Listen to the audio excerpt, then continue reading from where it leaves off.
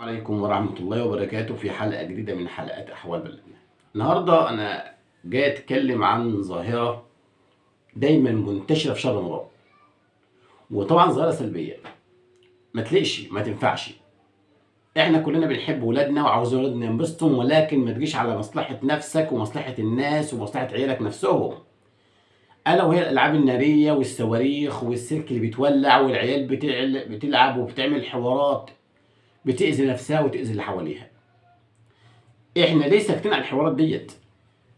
طيب انا مش عايز اقول الصواريخ دي بتخش البلد ازاي، لان اولا الحاجات دي ممنوع من الدخول، بيدخل تهريب. ولكن انت كأب ولا انت كأم ما انتش عارف ابعاد ان ابنك يمسك صاروخ او يلعب بسلك او يولع او حاجات مش ممكن تموت، ما انتش عارف ابعاد الموضوع ايه، ما انتش عارف ايه الاذيه اللي ممكن يوصل لها او ممكن يأذي غيره.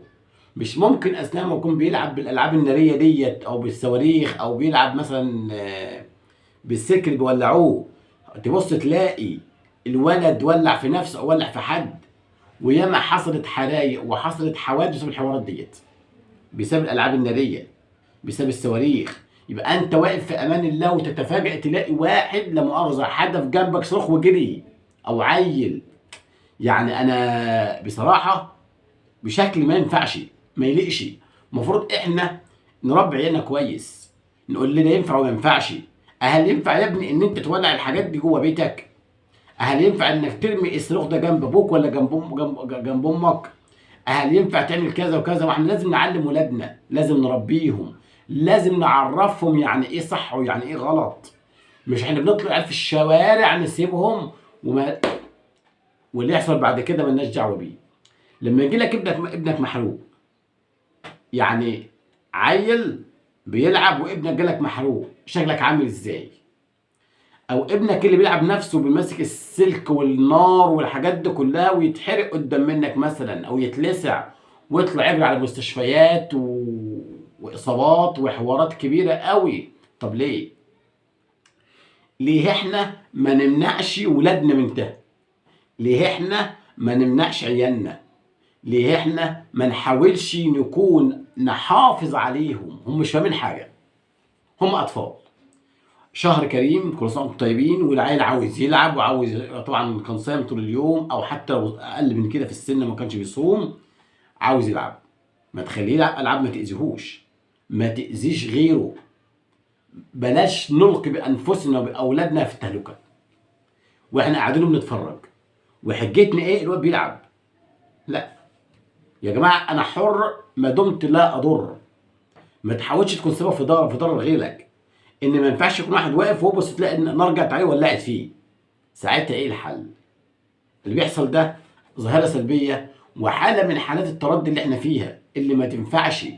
احنا كمجتمع لازم نحافظ على بعض، لازم نحافظ على نفسنا. فكونك انت تلاقي ابنك بيلعب العاب ناريه بصواريخ وبسلك، لو ما اتاذاش هيأذي غيره. والحل ايه؟ النتيجه ايه؟ انت المفروض ان انت تمنع ابنك من الحاجات ديت. لازم توقفه وتقول له يا ابني كده غلط، لا يجوز، ما تستعملش الحاجات دي تاني، لانك يا تأذي نفسك يا تأذي غيرك. فطبعا اللي بيحصل ده، احنا في حاجات كويسه جدا في بلدنا، بس احنا لازم او انا لازم اسلط الضوء على الحاجات اللي تأذي. احنا بنأذي ولادنا بحبنا ليهم، عاوزينهم يتمتعوا وعاوزينهم ينبسطوا وحاجات كتيره، لكن مش في كده. وحصلت حوادث كتير بسبب الموضوع ده، الا وهو الالعاب الناريه والحرائق اللي بتحصل منه.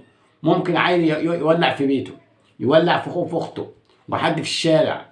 صاروخ ممكن يسرع بني ادم وهو واقف في امان الله. انت كده روعت انسان، ابنك روع انسان. وايه الخوف عباره عن ايه؟ انت واقف في امان الله حاجه تحصل لك فجاه، انت كده روعته، انت كده خوفته. والعيال بيلعب ولما الراجل ده يخاف ولا الست تخاف وتتنفض، هتضربه؟ انت مش عارف بتعمل مع العيل ده بيلعب. ويرجع اللوم تاني على الشخص الكبير اللي ما كانش ينفع ان ابنك لو انت ربيته يعمل كده. يا ريت الناس تشوف فيديو وتحاول تصلح من نفسها وتصلح من عيالها، وبلاش المظاهر ديت والمناظر اللي تزعل وتروع الامنين. تخلي بني ادم في امان الله ماشي ويحصل له حاجه زي ديت. يا ريت ونعمل متابعه وشير واشتراك في قناه الفيديو في احوال بلدنا.